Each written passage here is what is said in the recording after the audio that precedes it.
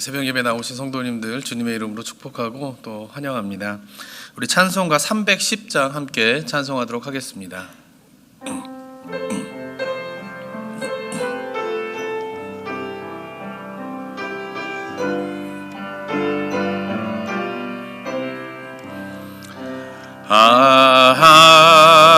하나님의 은혜로 있을 데 없는 자 왜 구속하여 주는지 난 알 수 없도다.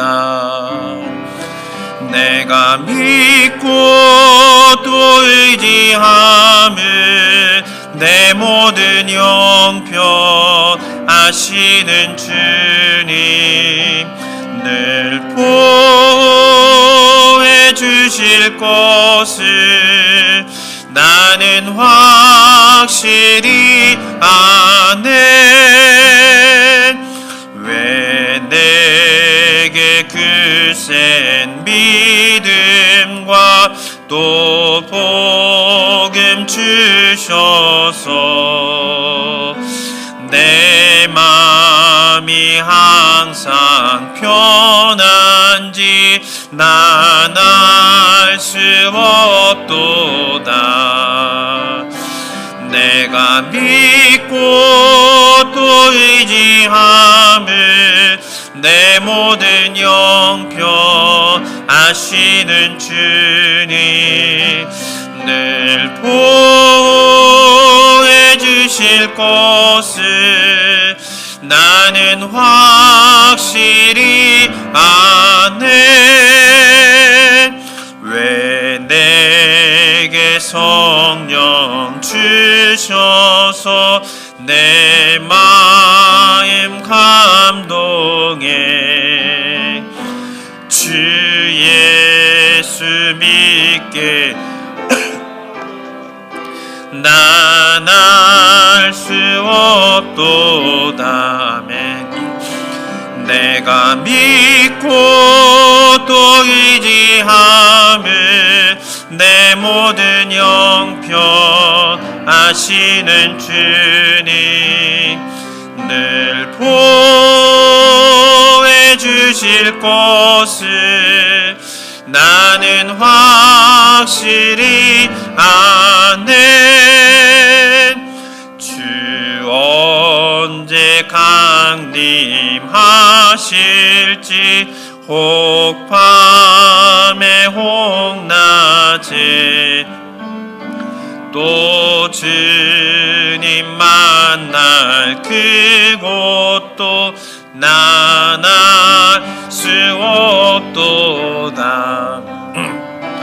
내가 믿고 또 의지함은 내 모든 형편 아시는 주님 늘 보호해 주실 것을 나는 확실히 아네.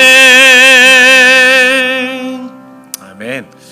우리 찬송가 484장 내 맘의 주여 소망되에 서서 함께 또 찬송하도록 하겠습니다.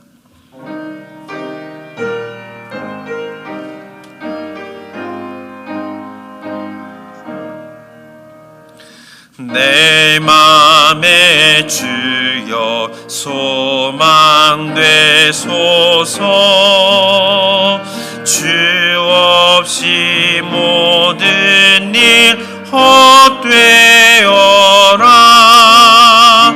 밤에나 낮에나 주님 생각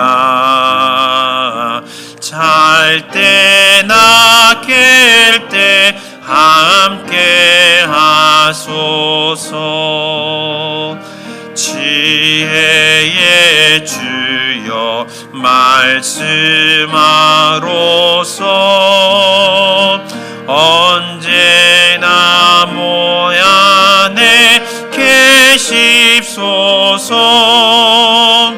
주는 내 아버지 나는 아들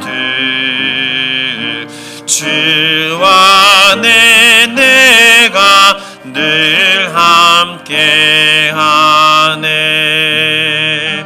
세상의 영광 난 보여도 언제나 주님은 나의 기억. 주님만 내 맘에 계시오니 영원한 주님 참 귀하셔라. 영원한 주님 내 승리의 주. 하늘의 기쁨을 주옵소서. 어떠한 고난이 닥쳐와도 만유의 주여 소망 되소서.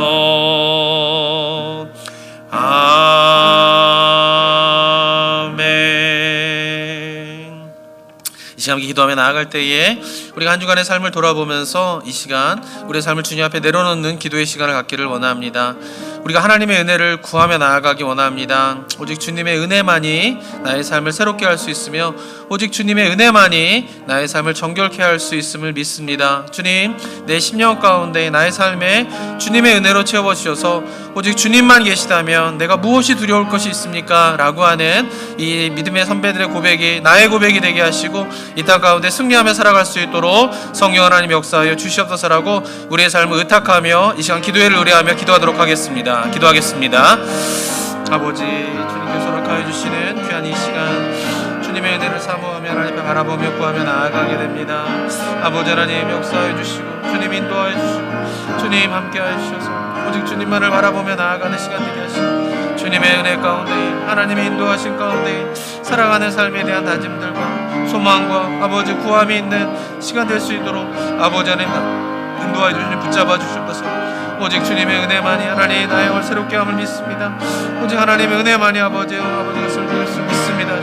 아버지 은혜로 채워주시고 인도하여 주시고 주님의 선하심과 주님의 아버지를 동행하며 살아가는 귀한 삶 되게 하여 주셔서 아버지 하나님 다시 한번 이 시간 내 마음을 정결케 하시고 하나님의 뜻이 이루어지길 소망하며 주님의 뜻을 구하며 나아가는 시간 되게 하여 주셔서 아버지 하나님의 심령 중 하나님의 마음과 하나님의 영혼 앞에 온전하게 기도하며 나아가는 아버지 그런 시간 될 수 있도록 하나님 도와주시고 주님 인도하여 주시고 주님의 견 아버지의 손길 속에서 우리의 심령들 가운데 새로운 소망들과 새로운 아버지의 역사와 하나님에 대한 비전들을 가지고 나아갈 수 있도록 아버지 하나님 함께해 주시고 인도하여 주시길 기도드리옵나이다. 하나님 오 주님, 주님의 견 아버지 내만이 아버지를 새롭게 하신 믿사오니 성령 하나님 이 시간 함께해 주시고 말씀 가운데 기도 가운데에 정말 주님 앞에 온전하게 나아가는 귀한 시간 될 수 있도록 성령 하나님 역사해 주시고 인도하여 주시옵소서. 하나님 감사드립니다.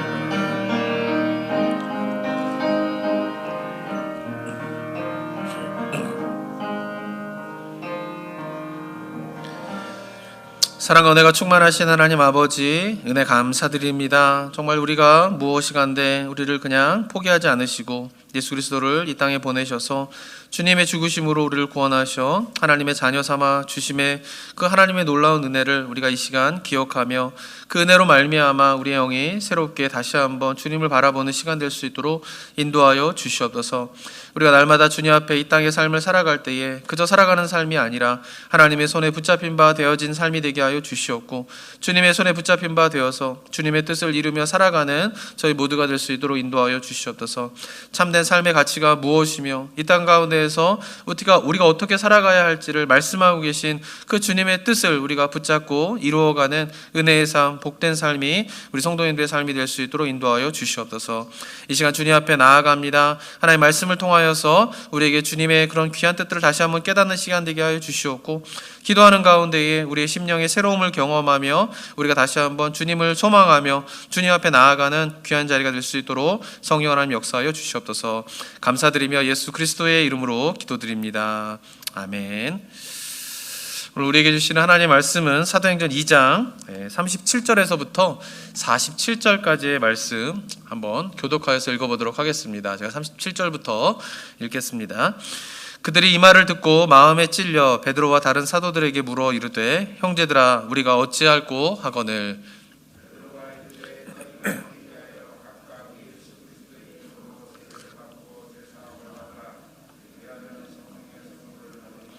이 약속은 너희와 너희 자녀와 모든 먼데 사람 곧 주 우리 하나님이 얼마든지 부르시는 자들에게 하신 것이라 하고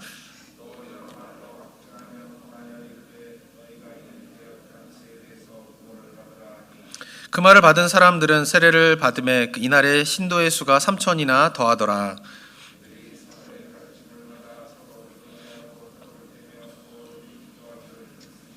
사람마다 두려워하는데 사도들로 말미암아 기사와 표적이 많이 나타나니 또 재산과 소유를 팔아 각 사람의 필요를 따라 나눠주며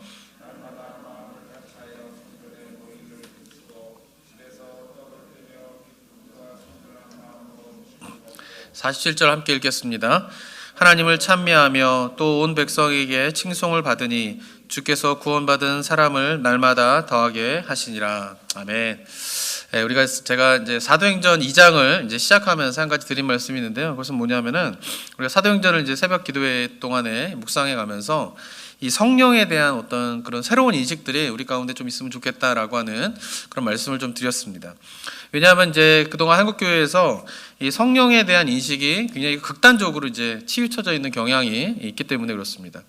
성령을 굉장히 강조하는 그런 부류의 사람들이 주로 그동안 강조했던 것은 뭐냐면은 성령의 그 은사적인 측면에 대해서 굉장히 강조를 많이 이제 하면서 성령에 대한 중요성에 대해서 이제 부르짖은 그런 그룹이 있었고요. 근데 그런 그룹들이 너무 이제 성령의 은사에 대해서만 강조를 하다 보니까 그것에 대해서 이제 거부감을 있는 반대쪽에 있는 그런 기독교 내에서의 부류의 사람들은 이 성령의 역사는 사도행전 시대 때에 이미 끝난 것이다. 그리고 지금은 사도행전 시대 때 있었던 그런 성령의 역사를 기대하는 것은 시대에 맞지 않는 이야기다라고 하는 그런 이제 가르침이 또 반대 측면에는 또 있었습니다.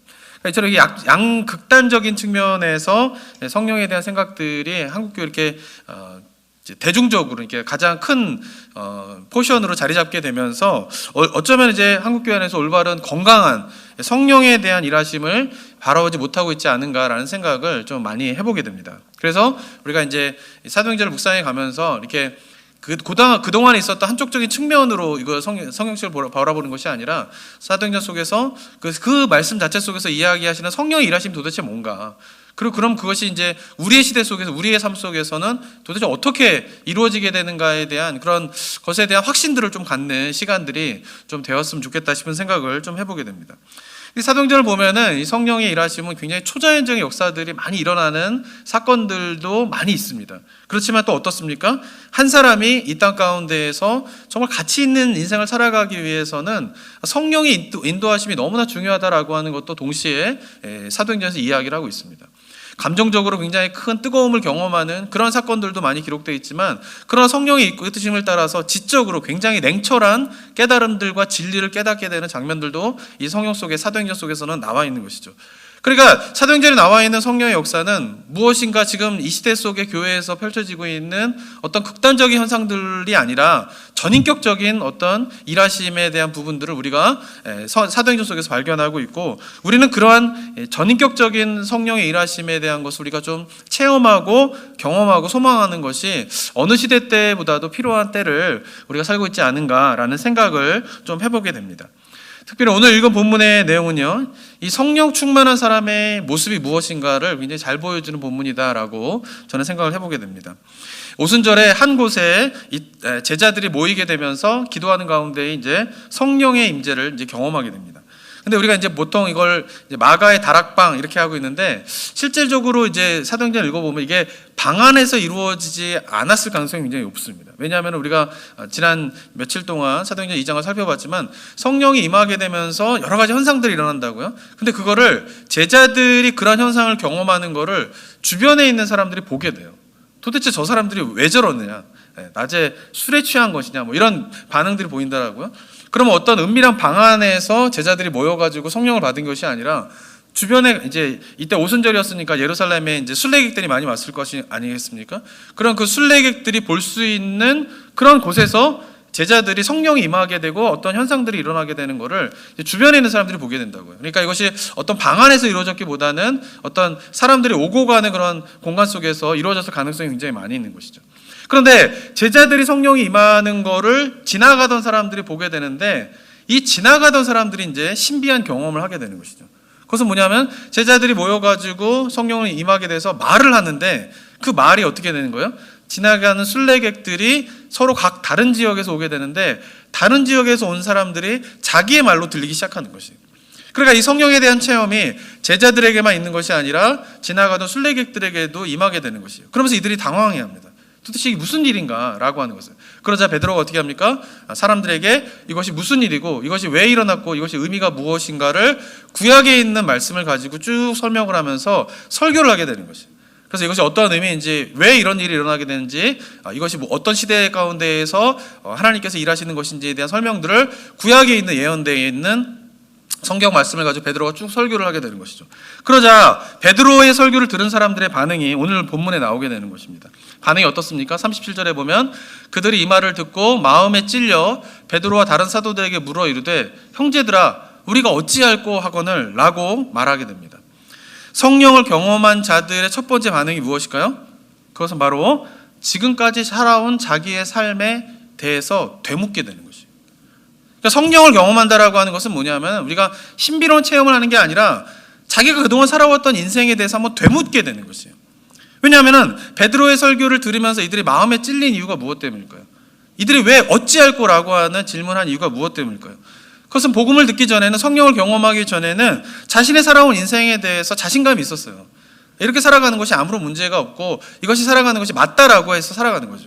그러니까 사람들은 저마다 자기가 맞다라고 하는 인생을 살아가게 돼 있어요. 만약에 자기가 살아가고 있는 인생이 틀렸다라고 생각하면 살아갈 수가 없는 거예요. 그러니까 모든 사람들은 자기 인생이 스스로가 맞다고 생각하는 방향으로 가게 돼 있어요. 그런데 그렇게 해서 살아왔던 길이 성령을 경험하게 되면 한번 되묻게 되는 거예요. 내가 지금 살아가고 있는 인생이 맞는가? 내가 지금 살아가고 있는 인생에 문제가 없는가? 라고 하는 것을 다시 한번 되묻게 되죠. 왜냐하면 성령을 경험하게 되면은 새로운 삶에 대한 눈이 열리게 되는 것이에요. 새로운 삶에 대한 눈이 열리게 되면서 지금까지 살아온 인생에 대해서 한번 되묻게 되는 거예요. 그러다 보면 어떻게 해요? 마음에 찔림이 생기고 그리고 어떻게 살아가야 되는가에 대한 질문들이 나오게 되는 것이죠. 그러면서 우리가 어찌할꼬라고 하는 말이 나오게 된다라고 하는 것입니다. 사랑하는 성도 여러분, 저는 우리도 마찬가지라고 생각합니다. 우리는 이미 예수님을 믿으면서 신앙생활을 하고 있지만 그러나 우리가 늘 물어야 하는 것이 있어요. 그것은 뭐냐면은 과연 나의 삶은 제대로 된 방향으로 가고 있는가? 내 인생에 대해서 우리가 하나님을 믿고 이미 신앙생활을 하고 있지만 그러나 우리가 늘 한번 물어봐야 돼요. 과연 내가 살아가고 있는 인생은 문제가 없는가? 과연 내가 하나님의 뜻 가운데 살아가고 있는가에 대한 삶에 대한 되물음이 우리 가운데 있어야 됩니다. 왜냐하면 하나님 앞에서 우리가 우리의 삶에 대해서 되묻지 않으면요, 어떻게 됩니까? 우리는 어느새 하나님의 뜻에 벗어나서 딴 길로 가게 돼 있어요. 그러니까 우리 가운데 내가 맞다라고 생각하는 삶의 방향에 대한 그 방향성은 너무 강해요. 근데 그것이 성령을 경험하게 되면은 한번 방향 전환이 되게 되죠. 그런데 이 방향 전환만 가지고는 안 되는 거예요. 왜냐하면 내가 맞다라고 하는 삶의 방향에 대한 것은 너무나 강력해요. 관성의 법칙이라는 게 있잖아요. 가던 길로 가는 거예요. 예수님을 믿어도 그 방향을 틀어야 되는데 방향을 트는 게 아니라 틀었다가도 다시 가게 돼 있어요. 왜? 그것이 너무나 강하기 때문에 그런 것이죠. 그럴 때 우리는 늘 삶 가운데에서 하나님 앞에서 내가 살아가고 있는 삶에 대해서 되물음이 있어야 되는 거죠. 저는 그것이 우리가 해야 할 중요한 묵상의 한 주제이다라고 생각하게 됩니다. 저는 말하기는 우리 성도님, 저도 그렇고요. 저도 목회를 하면서 항상 물어봐야 돼요. 하나님 앞에. 어느 순간 잘못하면은 제가 원하는 목회를 가는 거예요. 제 욕심대로. 목사가 되면서도 끊임없이 하나님 앞에서 이 부분에 대해서 점검하지 않으면 어느 순간에 하나님의 뜻에서 벗어난 길을 갈 수가 있더라고요. 그리고 우리가 항상 주님 앞에서 기도하면서 깨어져서 하나님 앞에 인생에 대해서 한번 묻는 작업들을 우리 성도님들이 끊임없이 게으르지 않게 하시게 되기를 주님의 이름으로 축원합니다. 그런 가운데서 우리가 정말 하나님 앞에서 하나님이 원하시는 방향을 하여서 한 스텝 한 스텝 한 스텝 걸어가게 되게 되는 그 삶의 축복이 바로 성령 충만한 사람의 삶의 축복임을 기억하면서 그러한 삶을 소망하는 우리 성도님들 되시기를 주님의 이름으로 축원합니다. 그러면서 이렇게 지금까지 살아온 인생에 대해서 되묻던 사람들이 이제 회개를 하고 예수를 믿게 되면은 지금까지 살아온 인생과는 완전히 다른 사람들을 이제 살아가게 되게 되는 것이죠. 44절과 47절에 보면 어떻게 살아가게 됩니까? 믿는 사람이 다 함께 있어 모든 물건을 서로 통용하고 또 재산과 소유를 팔아 각 사람의 필요를 나눠주며 날마다 마음을 같이하여 성전에 모이기를 힘쓰고 집에서 떡을 떼며 기쁨과 순전한 마음으로 음식을 먹고 하나님을 찬미하며 또 온 백성에게 칭송을 받으니 주께서 구원받은 사람들을 날마다 더하게 하시니라. 저는 이 본문이 사도행전의 핵심이라고 생각해요. 왜냐하면 이 본문이 뭐예요? 이게 교회의 모습이거든요. 그러니까 사도행전은 결국 사도들의 행함을 따라 교회가 탄생하는 것이고 그 교회가 고요를 통하여서 온 복음이 온 민족 가운데 퍼져가게 된 이야기인데 그 교회가 뭐냐라고 했을 때에 이게 교회의 모습인 것이죠. 오늘 본문의 중요한 이유는 뭐냐면요, 오순절 성령 사건이 2장에서 시작되게 됩니다. 그런데 초자연적의 현상으로 가득 차게 돼요, 시작은. 그런데 이 성경의 저자는 오순절의 성령 사건에 대한 기록을 그 초자연적인 역사로 끝내지 않는다라는 거예요.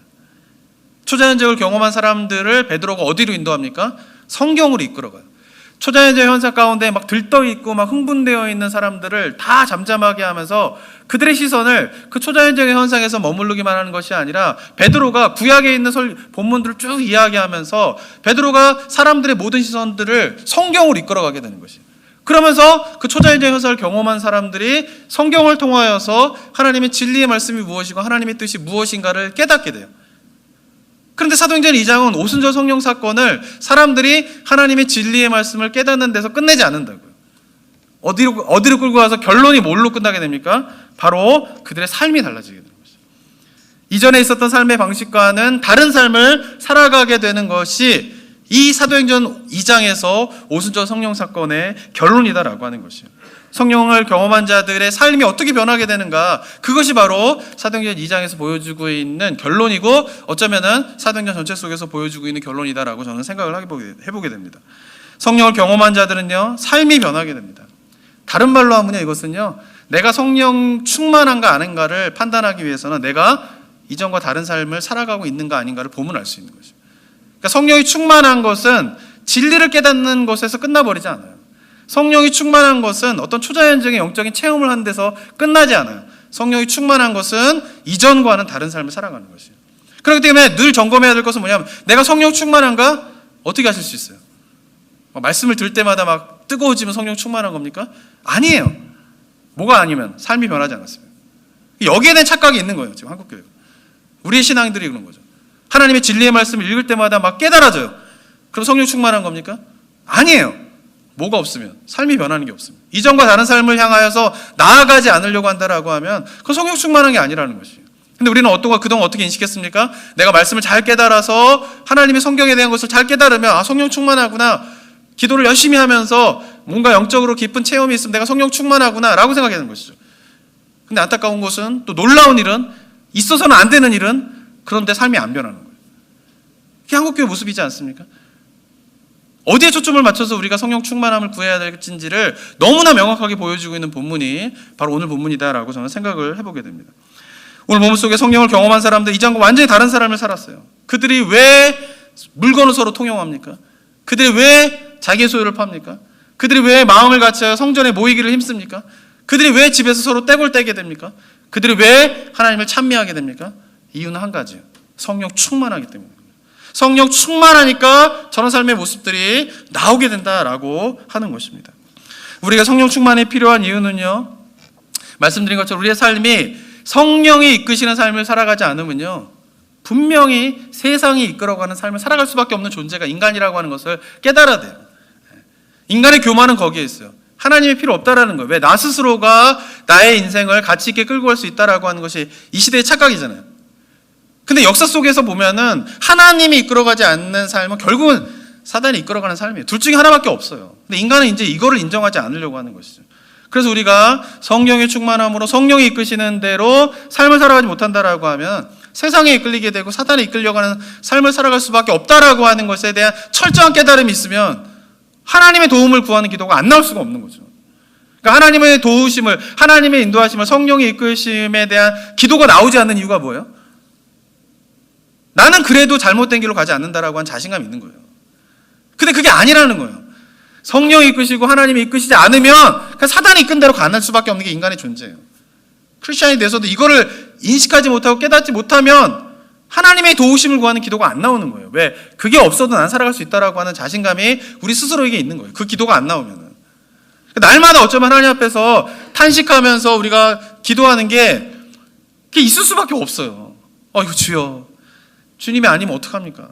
주님이 아니면 어떻게 살아갑니까? 이 탄식이 나올 수밖에 없는 거는 하나님이 이끄시지 않으면은 이게 세상이 이끌고 사단이 이끄는 길로 갈 수밖에 없는 존재가 나이구나 라고 하는 처절한 깨달음이 있으면 그 고백이 나올 수밖에 없는 것이죠. 저는 바라기는 우리 성도님들이 그런 고백이 있게 되기를 소망합니다. 그럴 때에 그 삶은 오직 나만을 위한 삶으로 살아가지 않게 돼요. 오직 나만을 위한 삶을 살아가지 않게 될 때에 참 기쁨이 있어요. 다시 바꿔 말하면 이 시대가 점점 나만을 위해서 살아가게끔 분위기가 그렇잖아요. 저는 이 코로나 시대가 무서운 이유가 좀 그거 같아요. 코로나 시대를 겪으면 사람들이 다 다른 사람에 대한 관심들이 다 단절되고 있잖아요. 지금. 어쩌든 물리적인 부분에 대한 것들이 겹쳐지게 되면서 사람에 대한 관심들이 점점 사라지고 있잖아요. 이 코로나 시대가 무서운 이유가 뭐냐면 그래서 어떻게 해요? 나만을 살게끔 만들어가는 분위기로 점점 가고 있어요. 모든 과학기술과 뭐 이런 것들도요, 그러니까 사람들과 접촉하지 않고 살아갈 수 있는 방향으로 흘러가고 그게 가속화가 되고 있어요. 그러니까 예전에는 사람들과 만나서 접촉해야지만 인생을 살아갈 수 있단 말이에요. 인간이라고 하는 존재는 지금까지 과학이 발전되기 전까지는 접촉하지 않으면 혼자 살아갈 수 없는 인간의 모습이에요. 그런데 점점 어떻게 됩니까? 과학기술이 발전되면서 사람들과 접촉하지 않아도 살아갈 수 있는 시간으로 방향 전환이 됐고 코로나 시대는 그걸 가속화시키고 있는 거예요. 점점 모든 과학기술 발달이 그런 방향으로 가고 있잖아요. 그런 가운데에서 모든 물건을 통용하고 소유를 팔아 필요한 사람들에게 나눠주고 마음을 같이 성전에 모이기 힘쓰고 이게 가능할까요? 가능하지 않아요. 뭐가 없으면 성령 충만하지 않아요.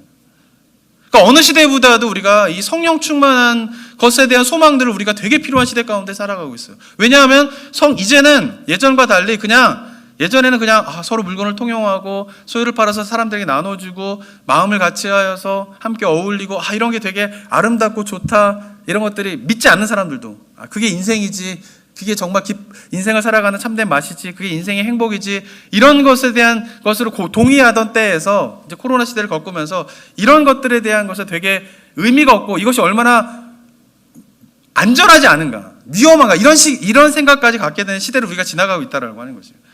그러니까 우리가 이 코로나 시대를 겪으면서 단순히 시간이 빨리 지나가야지, 이 시간이 빨리 끝나야지 거기서 끝나게 되는 것이 아니라 이 코로나 시대를 겪어되면서 이게 점점 하나님의 뜻 가운데에서 다른 방향으로 가고 있는 시대의 흐름들에 대해서 우리가 인식을 하는 것이 굉장히 필요해요. 그러면서 우리에게 필요한 것은 뭐냐면은 성령 충만함이에요. 진짜 성령 충만하지 않으면 이제는 서로 물건을 통용하지 않아요. 내 것을 다른 사람을 위해서 사용하지 않아요. 성령 충만하지 않으면 마음을 같이하여 성전에 모이지 않아요. 이제 성령 충만하지 않으면 어떻게 해요? 서로 떡을 떼며, 이것이 뭐예요?